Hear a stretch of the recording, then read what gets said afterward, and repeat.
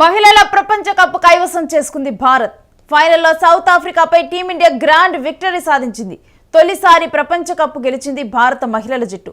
52 పరుగుల తేడాతో భారత్ ఘన విజయాన్ని అందుకుంది. ఇక ఈ మ్యాచ్లో షఫాలి వర్మ, దీప్తి శర్మ అదరగొట్టారు. 5 వికెట్లు తీసి సౌత్ ఆఫ్రికాను అల్లాడించింది దీప్తి. 45.3 ఓవర్లలో 246 పరుగులకు సౌత్ ఆఫ్రికా ఆల్అౌట్ అయిపోయింది. ఇక ఈ విధంగా కూడా ఘన విజయం సాధించారు మన ప్లేయర్స్. ఇటు క్రికెట్ చరిత్రలో కూడా ఇటు ఉమెన్స్ క్రికెట్ వరల్డ్లో ఒక సువర్ణ అధ్యాయాన్ని లిఖించారు. ఇక ఒక అదరగొట్టే ఆటను ప్రదర్శించారు. చూసిన ప్రతి ఒక్కరు కూడా ఆ అమ్మాయిల ఆట తీరుకైతే ఫిదా అయిపోయారు. మరి నిన్న జరిగినటువంటి మ్యాచ్లో ఏ అంశాలు కూడా భారత్ మహిళల జట్టు ఇటు ఒక సువర్ణ అధ్యాయాన్ని లిఖించే దిశగా అడుగులు వేసేందుకు కృషి చేశాయన్నది కూడా మనం స్పోర్ట్స్ అనలిస్ట్ వెంకట్ గారితో మాట్లాడదాము. హలో వెంకట్ గారు. Good morning. Good morning. అంటే ఈరోజు చాలా మంచి గుడ్ మార్నింగ్ అని చెప్పాలేమో. ఒక సువర్ణ అధ్యాయం లిఖించారు అమ్మాయిలు. దీనికైతే ఇంకా భారత్లో ఉన్న ప్రతి ఒక్కళ్ళు కూడా ఎంత ఆనందం వ్యక్తం చేస్తున్నారంటే వీళ్ళు చాలా మందికి ఇన్స్పిరేషన్ గా మారిపోయారు ఇప్పుడు. ఎగ్జాక్ట్లీ.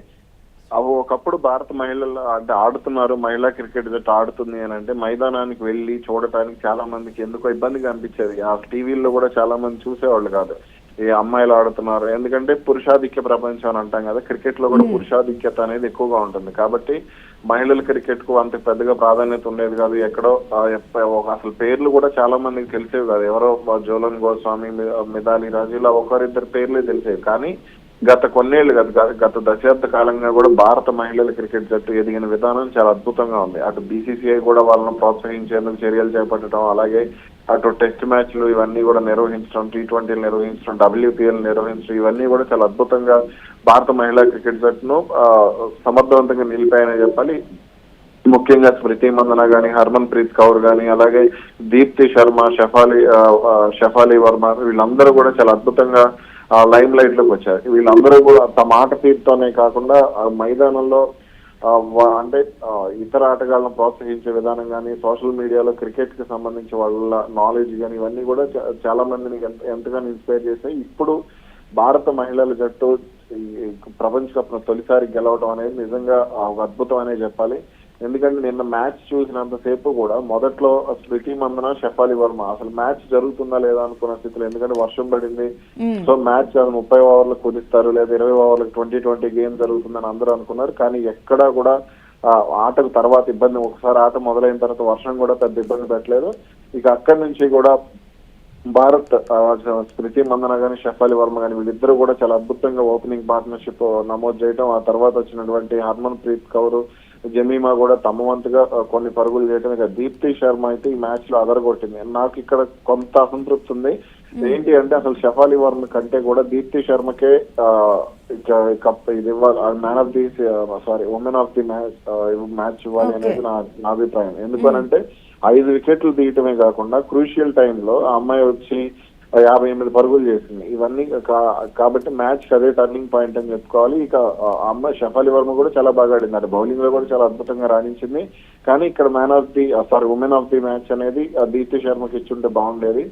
ఇక మిగిలిన అంటే ఫీల్డింగ్ కానీ ఇవన్నీ కూడా చాలా అద్భుతంగా అత్యుత్తమ అంటే అంతర్జాతీయ ప్రమాణాలు అనే పదం ఒకటి వాడుతూ ఉంటారు ఫీల్డింగ్ విషయంలో ఎక్కువగా. అది ఖచ్చితంగా కనబడింది. అంతర్జాతీయ అసలు ఎక్కడా కూడా అబ్బాయిలకి తగ్గకుండా మేము కూడా అదే స్థాయిలో రాణిస్తాము అనేది అటు బౌలింగ్ లో కానీ ఫీల్డింగ్ లో కానీ. ఫీల్డింగ్ అయితే చాలా అద్భుతంగా అసలు క్యాచ్లు దాదాపు 4 క్యాచ్లు పట్టుకున్నారు, 2 రన్అట్లు. మహిళల క్రికెట్ జట్లో రన్అట్లు అనేది కాస్త అరుదుగా జరుగుతుంటాయి. అలాంటిది డైరెక్ట్ త్రో లేదు, ఒకటి డైరెక్ట్ త్రో, ఒకటి వేరే 2 ఫీల్డర్స్ ఇన్వాల్వ్ అయ్యారు. కానీ ఇది మాత్రం నిజంగా భారత క్రికెట్ కు సువర్ణ అధ్యాయంగానే చెప్పుకోవాలి. ఎందుకనంటే 2005, 2013, 2017 2 సార్లు మిథాలీ రాజ్ ఫైనల్ కు తీసుకెళ్లినా సరే ఒక్కసారి కూడా కప్పు గెలవలేకపోయింది. ఒత్తిడితో ఓడిపోయిన పరిస్థితి ఉంది. అప్పట్లో జోలన్ గోస్వామి వంటి అగ్రశ్రేణి క్రికెటర్లు ఉన్నా సరే ఆ జట్టు గెలవలేకపోయింది. కానీ ఇప్పుడు మాత్రం పట్టుదలగా హర్మన్ ప్రీత్ కౌర్ నేతృత్వంలోని భారత మహిళల జట్టు అద్భుతంగా ఆడిందని చెప్పి చాలా అద్భుతంగా ఆడింది. సౌత్ ఆఫ్రికా లాంటి బలమైన జట్టు మీద ఈ స్థాయిలో ఆధిపత్యం అనేది చాలా బాగుందనే చెప్పుకోవాలి. అండ్ ఉమెన్స్ క్రికెట్ కి గాడ్ అంటే ఇటు గాడ్ లాగా కనుక చూస్తే మిథాలీ రాజే డెఫినెట్ గా కూడా మనకి కనిపిస్తారు. దీంట్లో ఆమె స్ఫూర్తిని మనం చూడొచ్చా ఈ మ్యాచ్ లో? ఖచ్చితంగా. ఎందుకంటే నా అభిప్రాయం ప్రకారం ఇప్పుడు విరాట్ కోహ్లీ కంటే కూడా ఆమె చాలా సీనియర్. విరాట్ కోహ్లీ కంటే ఆమెకు పేరు తక్కువగా వచ్చినాడు వన్డే పరుగులు కానీ, లేదా వన్డేల్లో ఆమె చేసినటువంటి పరుగులు కానీ, సెంచరీలు కానీ, లేదంటే అసలు ముందు వీటన్నిటికీ ఆమె చేసిన పరుగులు ఇదంతా కంటే కూడా భారత మహిళా క్రికెట్ జట్టుకు నిలబెట్టడానికి ఆమె చేసినటువంటి కృషి చాలా అద్భుతంగా ఉంటుంది. ఎందుకనంటే ఒకనొక సమయంలో మన భారత ఆటగాళ్ళు అంటే పురుషులు ఆడుతుంటే అండ్ అబ్బాయిలు ఆడుతుంటే వాళ్ళకి అన్ని రకాల సౌకర్యాలు ఉంటాయి. బస్సులు కానీ, ఫ్లైట్స్ కానీ, ఇవన్నీ కూడా చాలా వరకు ఉంటాయి. మ్యాచ్ ఫీజులు కూడా భారీగా ఉంటాయి. ఎండోర్స్మెంట్లు ఇవన్నీ కూడా భారీగా ఉంటుంది పరిస్థితి ఉంటుంది. కానీ మిథాలీ రాజ్ విషయానికి వస్తే ఆమె క్రికెట్ లోకి వచ్చిన తర్వాత ఆమె కెప్టెన్ గా బాధ్యతలు చేపట్టిన సమయానికి కనీసం మైదానానికి ఒక్క అభిమాని కూడా వచ్చేవారు కాదు. అంటే ఆటగాళ్ళు వికెట్ తీసినప్పుడు, సెంచరీ చేసినప్పుడు, అర్ధ సెంచరీ చేసినప్పుడు బ్యాట్ లేపితే అభిమానులను చూసి వాళ్ళు సెలబ్రేట్ చేసుకునే పరిస్థితి ఉంటుంది. కానీ కనీసం వాళ్ళ సెలబ్రేషన్ చూడటానికి కూడా మనకి అంత ఇంట్రెస్ట్ ఉండేది కాదు. టీవీల్లో కూడా చాలా మంది చూసేవాళ్ళు కాదు. కానీ అలాంటి పరిస్థితుల్లో భారత క్రికెట్ ను నిలబెట్టిన విధానం అనేది చాలా అద్భుతంగా ఉంటుంది.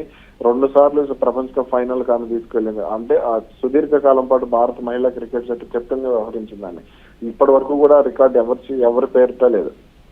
ఆస్ట్రేలియా అంటే పురుషుల క్రికెట్ లో కూడా అన్నేళ్ల పాటు జట్టుకు కెప్టెన్ గా వ్యవహరించడం అనేది ఎవరికి సాధ్యం కాలేదు. ఆమెకు ఒక్కదానికి మాత్రమే సాధ్యమైందని చెప్పుకోవాలి.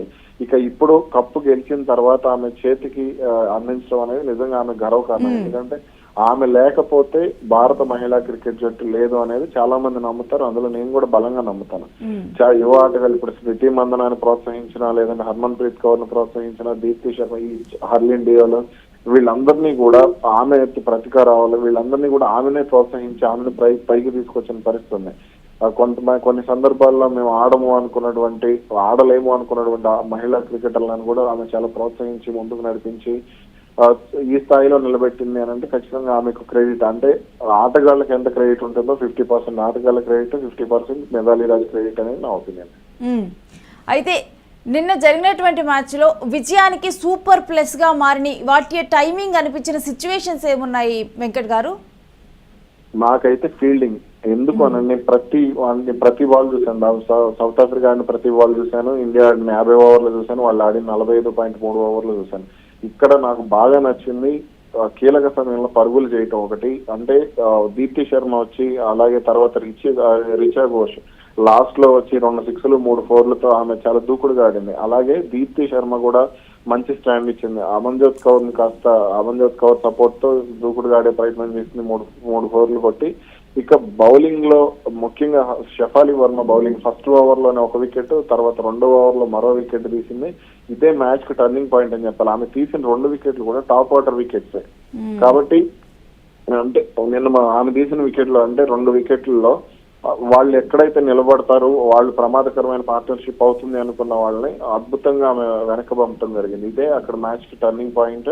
అలాగే ఫీల్డింగ్ విషయంలో అయితే అసలు మెరికల్ చిత్తపుల్లా కదిలేరు అనేది స్పష్టంగా అర్థమైంది. ఒక్క క్యాచ్ కూడా డ్రాప్ చేయలేదు. ఒక్క క్యాచ్ కాస్త తప్పినట్టుంది. మిగిలిన క్యాచ్లు అన్ని కూడా చాలా అద్భుతంగా పట్టారు.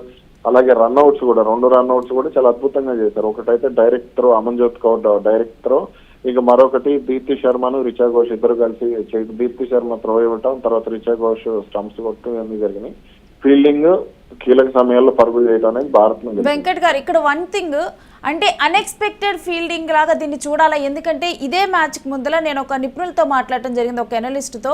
ఫీల్డింగ్ విషయంలో మన ఉమెన్స్ టీం జాగ్రత్తగా ఉండాలి, ఫీల్డింగ్లో అంత గ్రేట్గా లేదని చెప్పి వాళ్ళు చెప్పడం జరిగింది. కానీ మ్యాచ్లో చూస్తే ఫీల్డింగ్ అదరగొట్టేశారు మనోళ్ళు. అంటే తర్వాత ఇంప్రూవ్ అయ్యారా? అసలు ఏంటి ఫీల్డింగ్లో గతంలో మన వాళ్ళు ఎలా ఉన్నారు, ఇప్పుడు ఎలా ఉన్నారు? జర్నలిస్టులు కానీ ఎవరైనా సరే మైదానంలో ఆడే అంటే చాలా మంది ఇప్పుడు నేను మాట్లాడినా లేకపోతే వేరే వాళ్ళు మాట్లాడినా సరే మైదానంలో వాళ్ళ ఎలా ఉంటుంది, వాళ్ళ పట్టుదల ఎలా ఉంటుంది, లేదంటే అక్కడ ఉన్నటువంటి పరిస్థితులు ఎలా ఉంటాయి. అంటే కొన్ని సందర్భాల్లో ఫీల్డింగ్ అనేది తప్పుతూ ఉంటుంది. అది ఎవరికైనా జాంటీ రోడ్స్ కైనా తప్పుతుంది, సురేష్ రైనాకైనా, రవీంద్ర జడేజా కానీ, యువరాజ్ సింగ్ కైనా, మహమ్మద్ కైఫ్ కానీ కొన్ని సందర్భాల్లో క్యాచ్లు డ్రాప్ చేయడం, లేదంటే రన్అట్లు మిస్ కావడం, ఇవన్నీ కూడా సహజంగా జరిగేవి. కానీ నిన్న చూస్తే భారత ఫీల్డింగ్ ప్రమాణాలు ఏ స్థాయిలో పెరిగాయి గత 10 ఏళ్లలో అంటే నేను గతంలో కొన్ని మ్యాచ్లు చూసేవాడిని. ఎక్కువ అంటే తక్కువ చూసినా సరే కొన్ని కీలక మ్యాచ్లు అయితే చూసిన పరిస్థితున్నాయి. ప్రపంచ కప్ మ్యాచ్లు అయితే దాదాపు అన్ని చూసాను భారత్ ఆడేవి. ఇప్పుడు చూస్తే చాలా అద్భుతంగా కనపడింది నాకైతే ఫీల్డింగ్ విషయంలో. అండ్ ఫీల్డింగ్ ప్లేస్మెంట్ కూడా మామూలుగా అవుట్ సైడ్ ఆఫ్ స్టంప్ చాలా వరకు సక్సెస్ అవుతూ ఉంటారు బౌలర్లు. అవుట్ సైడ్ ఆఫ్ స్టంప్ వేస్తూ ఫీల్డర్స్ ని మొత్తం కూడా మిడ్ వికెట్ రేంజ్ లో అటు ఎక్కువగా మోహరించడం కూడా చాలా బాగా కలిసి వచ్చింది. ఫీల్డింగ్ విషయంలో ఎక్కడా కూడా రన్స్ ఇవ్వాలి. సింగిల్స్ ఏదైతే డాట్ బాల్స్ సాధారణంగా చేసింగ్ లో డాట్ బాల్స్ కీలక పాత్ర పోషిస్తుంది. కాబట్టి ఎక్కువగా బౌలర్లు లెఫ్ట్ ఆర్మ్ స్పిన్నర్స్ వేసినా, రైట్ ఆర్మ్ స్పిన్నర్స్ వేసినా, అలాగే వీళ్ళు వేసినా సరే లెగ్ సైడ్ అనేది ఎక్కువ ప్రిఫర్ చేయలేదు. సో ఎక్కడైతే వాళ్ళకి కీలకమో సర్కిల్ దాటి బయట ఫీల్డర్స్ పెట్టడం అనేది అవుట్ సైడ్ అది బాగా కలిసి వచ్చిందనే చెప్పుకోవాలి. ఇక బ్యాటింగ్ విషయంలో కానీ బౌలింగ్ విషయంలో కానీ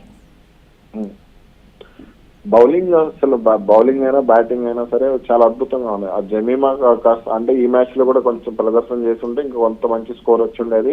ఇక హర్మన్ ప్రీత్ కౌర్ కూడా పోయిన మ్యాచ్ సెమీఫైనల్ లో బాగా ఆడింది. ఈ మ్యాచ్ లో కొంత దూకుడుగా ఆడే ప్రయత్నంలో భాగంగా బౌల్డ్ అయిన పరిస్థితుంది. ఇక మిగిలిన వాళ్ళందరూ కూడా రిచా ఘోష్ లాస్ట్ లో చేసినటువంటి పరుగులు భారత్ కు మంచి ఒకనొక దశలో 270కి కట్టడి చేసేస్తారా అనే అనుమానం కూడా వచ్చింది. కానీ మళ్ళీ అదే దశలో ఆ తర్వాత పరిస్థితి మారి 320, 330 వరకు వెళ్లే అవకాశం ఉందని కూడా అంచనా వేశారు. ఎప్పుడైతే స్కోర్ 280 దాటిందో భారత్ ఖచ్చితంగా గెలవబోతుంది. భారత్ ఖచ్చితంగా తొలిసారి ప్రపంచ కప్ ఫైనల్లో విజేతగా నిలవబోతుంది అనేది క్లారిటీ వచ్చేసింది. అసలు ముందు స్మృతి మందన, షఫాలి వర్మ వీళ్ళిద్దరూ ఏదైతే బిల్డ్ చేసిన పార్ట్నర్షిప్ ఉందో మ్యాచ్ అదే టర్నింగ్ పాయింట్. ఆ తర్వాత వచ్చిన కాన్ఫిడెన్స్ మిగిలిన ఆటగాళ్ళు కూడా దీప్తి శర్మ కానీ, రిచా ఘోష్ కానీ వీళ్ళిద్దరూ కూడా కంటిన్యూ చేయడం చాలా ప్లస్ పాయింట్ అయింది. అదే భారత్ విజయానికి కూడా బాటలో వేసింది. ఇక తర్వాత బౌలింగ్ లో అయితే షఫాలి వర్మ, దీప్తి శర్మ వీళ్ళిద్దరూ కూడా దీప్తి శర్మ 5 వికెట్లు తీసింది. ఆ అమ్మాయి స్పిన్ అయితే చాలా ఫ్లయింగ్ డెలివరీస్ కానీ లేదంటే ఆఫ్ సైడ్ వేసిన బాల్స్ కానీ ఇవన్నీ కూడా చాలా అద్భుతంగా ఉన్నాయి. ఎక్కడా కూడా పరుగులు ధారాళంగా ఇవ్వకుండా అవసరమైన సందర్భంలో బంతిని షఫాలి వర్మ అయితే 123 కూడా స్పీడ్ అయితే సాధారణంగా మెన్స్ క్రికెట్ లో పేస్ బౌలింగ్ ఆల్రౌండర్ 123 వేస్తారు. కానీ ఆ అమ్మాయి స్పిన్ లో 123 వేసిందంటే చాలా ఆశ్చర్యపడతాను అది చూసి కూడా. ఇక దీప్తి శర్మ కూడా చాలా స్పీడ్ విషయంలో 90 అలా మెయింటైన్ చేసినా గానీ చాలా తెలివిగా బౌలింగ్ చేయటం, ఎక్కడ కూడా షాట్లు కొట్టే అవకాశం ఇవ్వకపోవడం, అటు కీపర్ కూడా చాలా అద్భుతంగా కనపడింది. రిచా ఘోష్ కూడా అసలు ఎక్కడ బాల్ వదలటానికి అమ్మాయి ఇష్టపడలేదు. ఇవన్నీ కూడా భారత్ విశ్వవిజేతగా నిలిచాయి. ఇక ఫస్ట్ భారత్ ఇప్పుడు అసలు క్రికెట్ చరిత్రలోకి వెళ్తే గనక భారత్ ఫస్ట్ టైం మెన్స్ మ్యాచ్లో ఎప్పుడైతే ఫస్ట్ గెలుపు అందుకుందో ఒక మూమెంట్ ఇంక అప్పటి నుంచి కూడా భారత్ ఇక ఎప్పుడు కూడా వరుస విజయాలు సొంతం చేసుకుంటూనే ఉంది. అప్పటి నుంచి గెలుపు అనేది మనకి ఎప్పుడు కూడా కష్టం కాలేదు. ఇప్పుడు కరెక్ట్గా కూడా అమ్మాయిల మ్యాచ్లో కూడా అదే పరిణామం అదే మూమెంట్ని మనం చూస్తున్నామా? ఖచ్చితంగా. ఎందుకంటే ప్రపంచ కప్ ఫైనల్ అంటే చాలా వరకు కూడా ఇప్పుడు T20 ఎన్ని వచ్చినా, IPL ఎన్ని వచ్చినా, ఇతర లీగ్లు ఏమన్నా వచ్చినా, T20 ప్రపంచ కప్ జరిగినా, వరల్డ్ టెస్ట్ ఛాంపియన్షిప్ జరిగినా, ఏది జరిగినా సరే వన్డే క్రికెట్ అనేది ఖచ్చితంగా ప్రత్యేకమైనటువంటి గుర్తింపు ఉంటుంది. కాబట్టి అసలు ప్రపంచ కప్ అంటే వన్డే క్రికెట్. అది గెలిస్తేనే 4 ఏళ్లకు ఒకసారి వచ్చే వన్డే వరల్డ్ కప్ గెలిస్తేనే అది ఒక ప్రతిష్టాత్మకంగా ఉంటుంది. మనం 1983లో కపిల్ దేవ్ సారథ్యంలో కప్ గెలిచిన తర్వాత 2011లో గెలిచిన ఆ తర్వాత పలుసార్లు ఫైనల్ కు వెళ్ళినా సరే 1-2 సార్లు సెమీఫైనల్ కి మొన్న జరిగినటువంటి ఫైనల్ మ్యాచ్ కి వెళ్ళిన రోహిత్ శర్మ సారథ్యంలో 2023లో నవంబర్ లో జరిగినటువంటి వరల్డ్ కప్ లో ఫైనల్ కి వెళ్ళినా ఇవన్నీ కూడా చిరస్మరణీయ మూమెంట్స్, చారిత్రాత్మక మూమెంట్స్. ఎందుకంటే భారత క్రికెట్ కి అందిన ప్రోత్సాహం కానీ, క్రమంగా BCCI భారత క్రికెట్ ను నడిపించిన విధానం కానీ, కమర్షియల్ అనే కోణం పక్కన పెడితే భారత క్రికెట్ ను నడిపించి ప్రపంచంలోనే అత్యుత్తమ జట్టుగా నిలుపుతంలో భారత క్రికెట్ కంట్రోల్ కూడా ఒక వ్యూహాత్మకంగా అడుగులు వేసింది. ఇవన్నీ కూడా మంచి ఫలితాలను ఇచ్చి ఇక మహిళల క్రికెట్ జట్టును ప్రోత్సహించే విషయంలో కూడా జైషా BCCI సెక్రటరీ అయిన తర్వాత కూడా చాలా కీలకంగా కొన్ని కీలక నిర్ణయాలు కూడా తీసుకున్నారు. అందరికి మా అబ్బాయిల ఫీజు ఎలాగో వీళ్ళకి కూడా అలాగే తర్వాత WPL కూడా మనం ఉమెన్ ప్రీమియర్ లీగ్ కూడా మనం పరిచయం చేయాలి, దానికి సంబంధించి వేలం పాటు ఉండాలి. ఇవన్నీ కూడా మహిళా క్రికెటర్ల అంటే చాలా మంది తల్లిదండ్రులు తమ పిల్లలను క్రికెటర్లుగా మారిస్తే లేదా ఇతర క్రీడా రంగాల్లో తీసుకెళ్తే ఏమవుతుందో అనే భయం ఎక్కువగా ఉంటుంది. అయితే 2017లో PV సింధు బ్యాడ్మింటన్ లో అమ్మాయి మంచి ప్రదర్శన చేసి కాంస్యం గెలుచుకున్న తర్వాత చాలా మంది క్రీడల వైపు తమ పిల్లల్ని ఇంట్రెస్ట్ వాళ్ళు గ్రహించి నడిపించడం, చాలా వరకు కోచింగ్ పంపించడం ఇవన్నీ కూడా జరిగినాయి. అలాగే ఇప్పుడు మహిళల క్రికెట్ విషయంలో కూడా మిథాలీ రాజ్ని కానీ, స్మృతి మందనాన్ని కానీ వీళ్ళని చూసి ఎక్కువగా మైదానాలకు నడిపించడం, మీలో ఏ సత్తా ఉంటే అది, క్రీడలకు సంబంధించి మీలో ఏ టాలెంట్ ఉంటే అది మీరు ప్రూవ్ చేసుకోండి అనే విధంగా ప్రోత్సహించేవన్నీ కూడా జరుగుతూ వస్తున్నాయి. అదే భారత మహిళా క్రికెట్ జట్టుకు ఈ రోజు ప్రపంచ కప్ అందించింది అనేది నా అభిప్రాయం. ఎందుకంటే షఫాలి వర్మ లాంటి చాలా కొంతమంది మహిళా క్రికెటర్లు ఆరంభంలో భయపడేవారు, కానీ తర్వాత హర్లిన్ డియోల్ కానీ వీళ్ళందరూ కూడా కొంత ఒత్తిడికి లోనైన సందర్భాలు ఉన్నాయి. వీళ్ళలో జట్టులో చోటు దక్కించుకోలేని సందర్భాలు ఉన్నాయి. ఫిట్నెస్ సమస్యలు కానీ ఇవన్నీ కూడా చాలా వరకు మహిళలకి సంబంధించి క్రీడల ఫిట్నెస్ సమస్యలు కొన్ని ఉంటూ ఉంటాయి. వీటన్నింటినీ కూడా వాళ్ళందరూ జయించి పైకి రావడం అనేది చాలా అద్భుతమైన విషయంగా అని చెప్పుకోవాలి. భారత క్రికెట్ లో ఒక సువర్ణ అధ్యాయంగానే నిన్న వచ్చినటువంటి కప్ అనేది నా అభిప్రాయం. ఎస్ వెంకట్ గారు, మీరు చెప్పింది కంప్లీట్లీ కూడా అబ్సల్యూట్లీ ట్రూ. ఎందుకంటే మనం గతంలో కూడా ఫస్ట్ కప్పు గెలవక ముందరైతే చాలామంది కూడా భారత్ ఓడిపోతుంది, ఎందుకు నేను లాస్ట్లో ఈ మ్యాచ్ చూసి బాధపడాలని చెప్పి కూడా కొంతమంది అప్పుడు మ్యాచ్ చూసే వాళ్ళు కాదని చెప్పి కూడా మనం గతంలో కొన్ని హిస్టరీలో కొంతమంది షేర్ చేసుకున్న అంశాలకు వెళ్తే మనకి తెలుస్తుంది. ఇలానే ఉమెన్స్ మ్యాచ్ విషయంలో కూడా సేమ్ వీళ్ళు కూడా అదే ఫేస్ చేశారు, కానీ ఇప్పుడు ఏకంగా కూడా నెక్స్ట్ భవిష్యత్తునే మార్చేశారు వీళ్ళు. ఎగ్జాక్ట్లీ. అది ఎందుకు అనంటే మహిళల క్రికెట్ అనగానే కొంతమంది చాలా వరకు చులకన ఉంటుంది. సాధారణంగా మహిళలు అన్ని రంగాల్లో రాణిస్తుంటారు.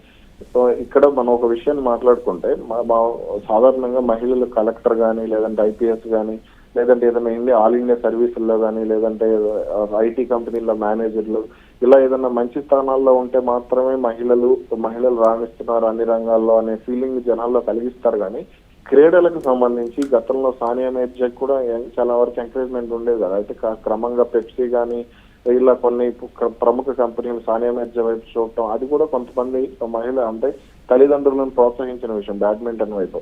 ఇక ఆ తర్వాత పివి సింధు కారణంగా కొంతమంది ప్రోత్సహిస్తూ వచ్చారు. ఇది అంటే మహిళల క్రికెట్ విషయంలో చాలా మంది కూడా మహిళలనే కాదు ఎక్కడైనా సరే ఆ అమ్మాయిలు ఆడుతున్నారు అని అంటే దాన్ని ఎందుకో కాస్త చిన్న చూపు చూసే పరిస్థితి ఉంటుంది. వీళ్ళు ఆడలేరు, లేదంటే వాళ్ళ ప్రమాణాలు ఎక్కువగా ఉంటాయి. ఇప్పుడు సౌత్ ఆఫ్రికా లాంటి జట్టు మీద గెలవటమా, లేదంటే ఆస్ట్రేలియా లాంటి జట్టు మీద గెలవటం అనే ఫీలింగ్ చాలా మందిలో ఉంటుంది. మొన్న వైజాగ్ లో లీగ్ దశలో జరిగినటువంటి మ్యాచ్ లో కూడా ఇలాగే ఒక కామెంట్ చేశారు, ఆస్ట్రేలియా మీద గెలవటం కష్టం, ఆస్ట్రేలియా ఖచ్చితంగా వాళ్లే కప్పు కొడతారని కామెంట్స్ కూడా చాలా మంది చేశారు. కానీ ఎక్కడా కూడా ఆస్ట్రేలియాని సెమీఫైనల్లో ఎక్కడ కూడా ఛాన్స్ ఇవ్వకుండా జమీమా ఆడిన ఇన్నింగ్స్ అయితే చాలా అద్భుతంగా ఉంది. అదే మ్యాచ్ లో హర్మన్ ప్రీత్ కౌర్ కూడా ఓ రేంజ్ లో ఆడింది. ఇక మిగిలిన ఆటగాళ్ళు కూడా అందరూ కూడా అద్భుతమైన ప్రదర్శన చేశారు. ఖచ్చితంగా అంటే మేము కూడా మనుషులమే, మేము అన్ని రంగాల్లోనే కాదు, అన్ని రంగాలు అంటే అందులో క్రికెట్ కూడా వస్తుంది, క్రీడలు కూడా వస్తాయి. క్రీడల్లో మహిళలు కూడా రాణిస్తారు. మహిళలు అంటే ఐపీఎస్లు, ఐఏఎస్లు, కలెక్టర్లు, లేదంటే చీఫ్ సెక్రటరీలు వీళ్ళు కాదు. మహిళలు అంటే ఆటగాళ్ళు కూడా, వాళ్ళలో కూడా అద్భుతమైన టాలెంట్ ఉంది. క్రికెట్ మేము కూడా అద్భుతమైన క్రికెటర్లు. మాకు కూడా అంటే స్పోర్ట్స్ కోటాలో ఎవరెవరికి ఇప్పుడు మహేందర్ సింగ్ ధోని కానీ, లేదంటే ఇతర ఆటగాళ్ళు కానీ స్పోర్ట్స్ కోటాలో ఇచ్చే ఏదైతే జాబ్స్ ఉంటాయో అవి కూడా వాటికి కూడా మాకు అర్హత ఉంది, మాకు అన్ని రకాలుగా ఫిట్నెస్ లెవెల్స్ ఉన్నాయనేది కూడా చాలా సందర్భాలు ప్రూవ్ చేశారు. సిక్స్ సాధారణంగా సిక్స్ ప్యాక్ అంటే జస్ప్రీత్ బుమ్రా, లేదంటే విరాట్ కోహ్లీ, ఇలా కొంతమంది ఆటగారు రవీంద్ర జడేజా ఇలా చూస్తాం. కానీ స్మృతి మందనకు కూడా సిక్స్ ప్యాక్ ఉంటుంది. ఈ విషయం చాలా మందికి తెలియదు. స్మృతి మందన ఫిట్నెస్ లెవెల్స్ చూస్తే చాలా అద్భుతంగా ఉంటాయి. అసలు అమ్మాయి మార్కస్ ట్రెస్కోటిస్ కానీ ఇంగ్లాండ్ ఆటగాడు ఉంటాడు, అతను సేమ్ బ్యాటింగ్ స్టైల్ ఉంటుంది ఆ అమ్మాయిది. ఆ అమ్మాయి షార్ట్ సెలెక్షన్ కానీ, ఆ అమ్మాయి బ్యాటింగ్ స్టైల్ కానీ ఇవన్నీ అసలు ఫ్రంట్ లెగ్ కానీ, బ్యాక్ ఫుట్ షాట్స్ కానీ, ఫ్రంట్ కి వచ్చి ఆడే షాట్స్ కానీ, స్వింగ్ కంట్రోల్ చేసే విషయం కానీ, పేస్ బౌలింగ్ ఫేస్ చేసే విషయంలో కానీ అమ్మాయి చాలా అద్భుతంగా ఆడతారు. అమ్మాయి ఫిట్నెస్ లెవెల్స్ హర్మన్ ప్రీత్ కౌర్ అబ్బాయిలు కూడా కొట్టలేని షాట్స్ కొట్టిన సందర్భాలు ఉన్నాయి. అమ్మాయి మొన్న సెమీఫైనల్ లో కూడా చూసాం. అలాగే నిన్న కూడా అమ్మాయి అట్లానే ఆడిన పరిస్థితి ఉంది. అమ్మాయి రెండు ఫోర్లు కొట్టింది. ఇక ఫీల్డింగ్ లో లాస్ట్ క్యాచ్ అమ్మాయి పట్టినప్పుడు కూడా చాలా యాక్టివ్ గా కనపడింది. కాబట్టి వీళ్ళందరూ ఫిట్నెస్ లెవెల్స్ లో కూడా అమ్మాయిలు ఎప్పుడు ఒక రేంజ్ లో ఉంటారనేది ప్రూవ్ అయింది. థ్యాంక్ యూ వెంకట్ గారు. Thanks for your analysis. ఇక ఈ అమ్మాయిలు అయితే నిజంగానే మహిళల భారత క్రికెట్ భవిష్యత్తును మార్చేశారు. సుదీర్ఘ భారత క్రికెట్ చరిత్రలో ఒక సువర్ణ అధ్యాయాన్ని లిఖించారు. మన అమ్మాయిలు క్రికెట్ ప్రపంచాన్ని జయించారు. అవనిలో సగమైన అమ్మాయిలు తమ సత్తా ఏంటో కూడా ప్రపంచానికి ఇప్పుడు చూపించారు. ఏ మాత్రం కూడా వారు అబ్బాయిలకి తీసుకోమని కూడా నిరూపిస్తూ ఉన్నారు. భారత్ను మరోసారి కూడా ప్రపంచ విజేతలుగా నిలబెట్టారు.